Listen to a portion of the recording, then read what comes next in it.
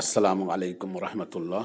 বন্ধুরা, আল্লাহওয়ালা হতে গেলে তার কী প্রয়োজন, কি আমল করতে হবে, এই আমলগুলি এই ভিডিওর মাধ্যমে আপনাদের সামনে হাজির করেছি। দয়া করে আপনারা দেখতে থাকুন।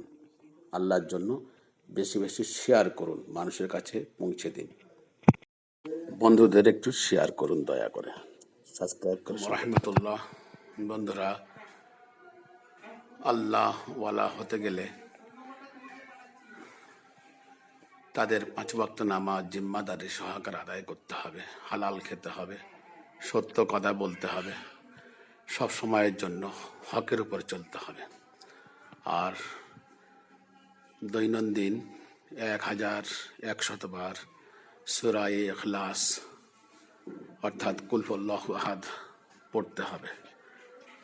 যদি এ আমল করেন, আল্লাহ তাআলা আমাদের প্রত্যেকের আল্লাহওয়ালা হওয়ার সুযোগ দেবেন। আমরা প্রত্যেকেই বেশির থেকে বেশি আমাল করব, 5 ওয়াক্ত নামাজ জিম্মাদারি সহকারে আদায় করব।